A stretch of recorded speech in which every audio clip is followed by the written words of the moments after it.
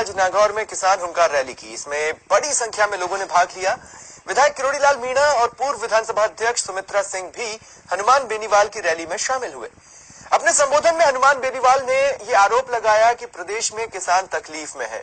बेनीवाल ने किसानों के कर्ज माफ करने की मांग रखी, साथ ही मुफ्त बिजली और बेरोजगारों को स्थायी फंड देने की भी मांग उठाई। विधायक किरोड़ीलाल मीणा ने भी भाजपा और कांग्रेस पर निशाना साधा और कहा कि ये दोनों ही पार्टियां उनके खिलाफ षड्यंत्र कर रही हैं। किरोड़ी मीणा ने नागौर में उनके वाहन पर पुलिस द्वारा लाठी मारने के भी आरोप लगाए। पूर्व विधानसभा अध्यक्ष सुमित्रा सिंह ने भी सभा को संबोधित किया।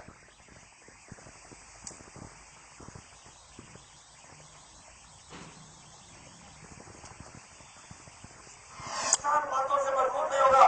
जैसा डॉक्टर साहब ने कहा था, सबसे पहले अगर किसान को मजबूत करना है तो किसान का पूरा कर्जा सरकार माफ करे। इस बात की हुकार आज नागौर की धरती से हम लोगों ने की। दूसरी हुकार होगी, आज बिजली की समस्या से राजस्थान का किसान तकलीफ में है। 5 साल के अंदर राजस्थान बिजली उत्पादन करने वाला पहला राज्य बन जाएगा। हम सरकार से मांग करते हैं कि अगर किसान को रिसर्चेंट करना है, किसान को मजबूत करना है, तो राजस्थान के किसान की पंजाब, कर्नाटक और तमिलनाडु की तरह पूरी बिजली सरकार माफ करे। मेरे भाइयों, 3 राज्य देश में, 3 राज्य, पंजाब, कर्नाटक, तमिलनाडु, जहां के किसानों को मुफ्त में बिजली दी जाती है।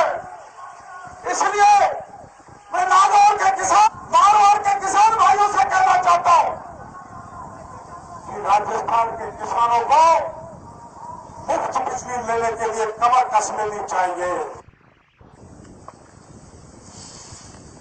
करौली में डॉक्टर किरोड़ीलाल मीणा की रैली के बाद आज नागौर में हनुमान बेनीवाल की रैली ने सर्दी में सियासत को गरमा दिया। इसी के चलते पीडब्ल्यूडी मंत्री यूनुस खान ने नाम तो नहीं लिया, लेकिन हनुमान बेनीवाल पर प्रहार किया। उन्होंने कहा कि वे जातिवाद की राजनीति कर भ्रम फैलाने का काम कर रहे हैं। मुख्यमंत्री वसुंधरा राजे ने भगीरथी बंद नागौर में पानी लाने का मूलभूत काम किया और वादों को निभाया। उन्होंने कहा कि मैंने उनका मांग पत्र देखा है, जो मांगे वे कर रहे हैं उनमें से अधिकांश पूरी हो चुकी हैं।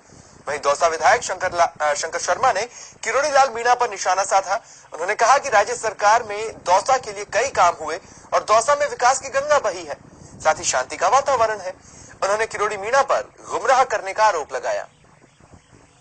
एग्रीकल्चर कॉलेज नागौर को दिया है, मेड़ता मतलब जो हमारा मकराना, कुचामन और उसमें हमने कॉलेज खोला है, डेगाना में कॉलेज खोला। तो यानी एक जिले में 3 कॉलेज खुल जाना, 2938 करोड़ का पानी आ जाना और 6000 करोड़ की सड़कों का काम चल जाना। मैं सोचता हूँ कि इससे बड़ी उपलब्धि हमारे जिले के लिए कुछ नहीं है। जनता संतुष्ट है हमसे।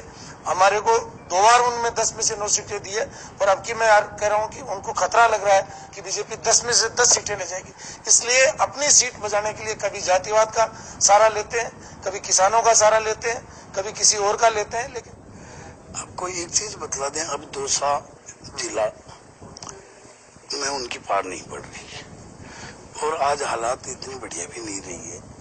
एक समाज को गुमराह करने के तौर तरीके के साथ, जबकि समाज का मेन मुद्दा जो था मीणा और मीणा विवाद है, उसको आदरणीय मुख्यमंत्री जी ने, सरकार ने बहुत बढ़िया सोल्व कर दिया।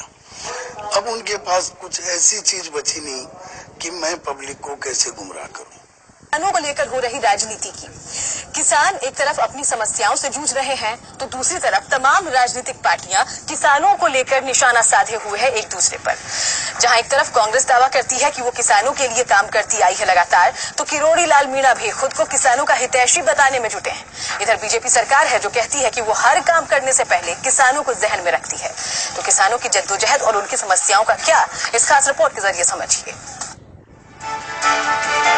हमारे देश की राजनीति में किसान हमेशा केंद्र में रहते हैं, लेकिन वक्त और किसानों और उनके हित की बातों को लेकर दावे और वादे हमेशा होते रहते हैं। लेकिन इस पर विपक्ष ने भी हमेशा सवाल उठाए हैं, चाहे विपक्ष में जो भी रहा हो। अब पिछले कुछ दिनों से किसानों के बीच विधायक किरोड़ीलाल मीणा काफी सक्रिय हैं और किसानों को लेकर विधानसभा के लिए तीसरा मोर्चा तैयार करने के दावे भी किए जा रहे हैं।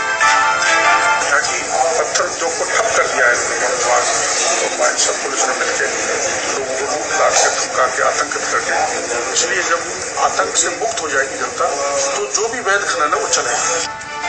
वही मंत्री यूनुस खान किसानों के हित में काम करने के साथ तीसरे मोर्चे को लेकर कहते हैं कि कोई भी किसी भी तरह का मोर्चा बना सकता है, लेकिन लोकतंत्र में तो इसका फैसला करने का अधिकार जनता को ही है। देखिए, लोकतंत्र में कोई सा भी फ्रंट बनाए, फैसला जनता को करना है, उनके करने से थोड़े होगा।